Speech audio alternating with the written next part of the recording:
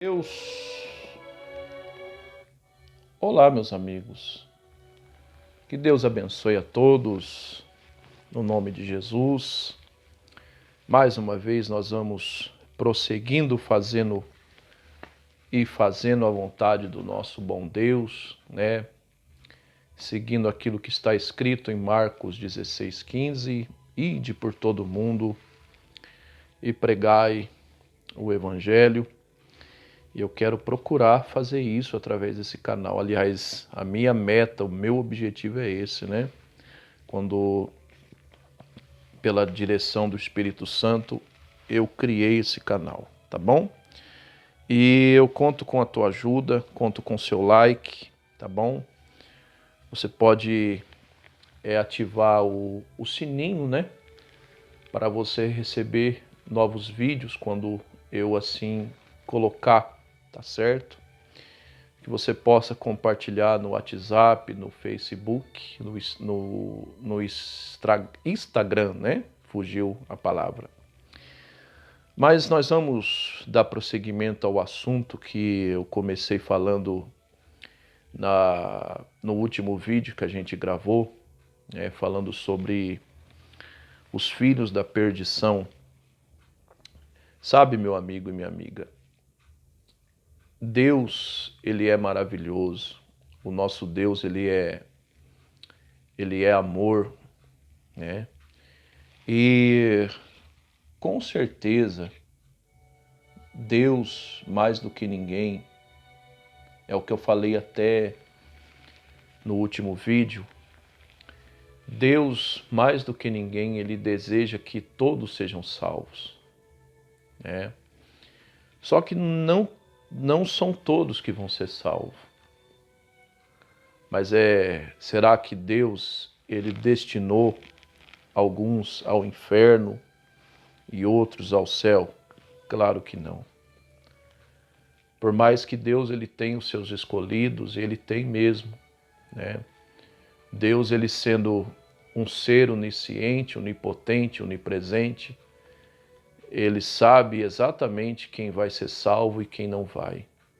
Ele sabe exatamente quem ele escolheu. Mas não existe pessoas destinadas ao inferno e nem ao céu, né?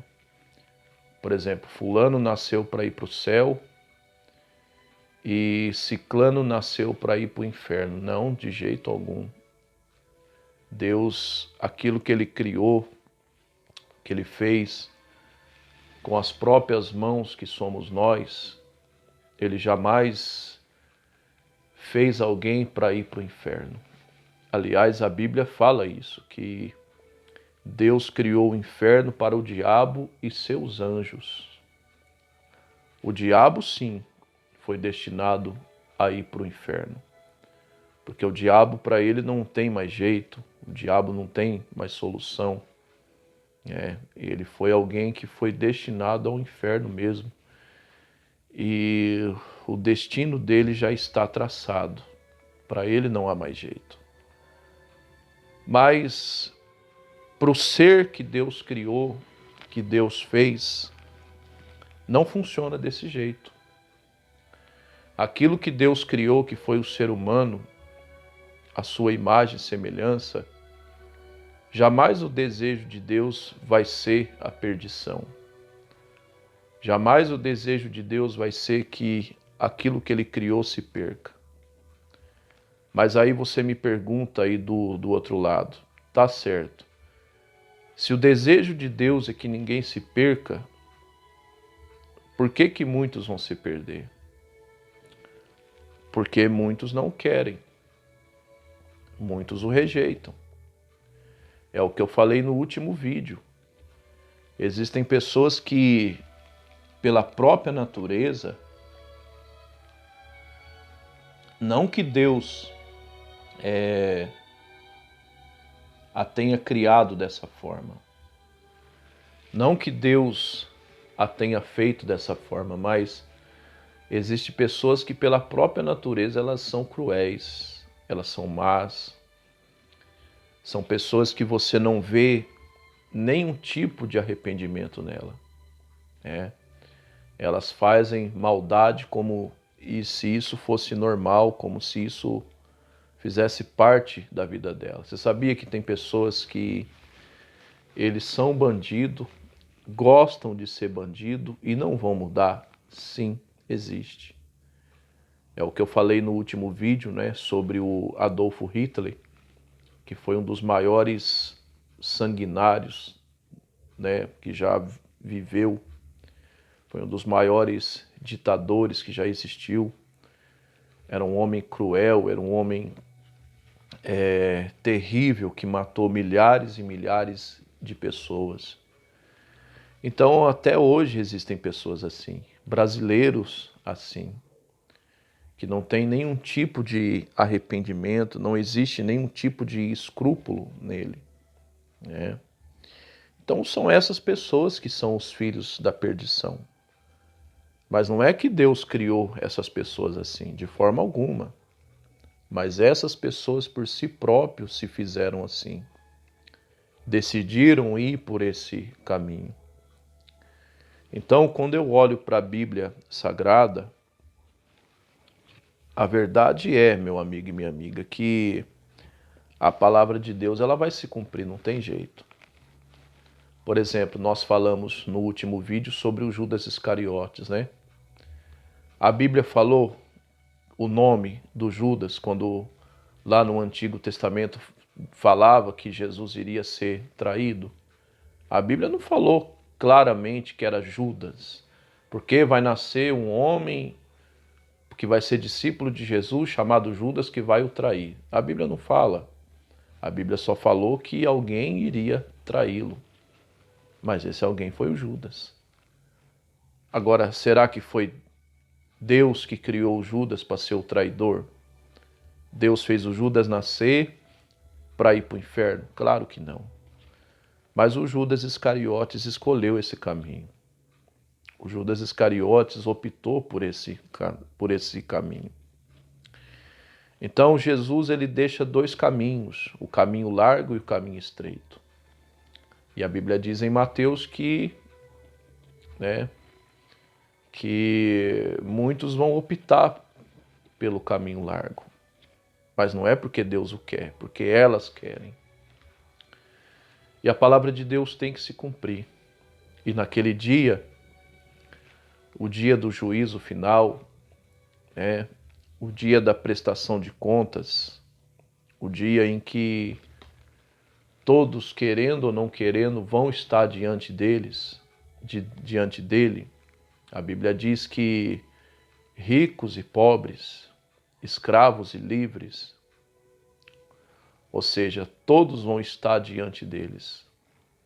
Quando a Bíblia fala escravos, porque naquela época, se existia muita escravidão, trazendo para os dias de hoje, que não é mais escravo, mas são trabalhadores, Então a Bíblia diz que os grandes e os pequenos vão estar diante dele,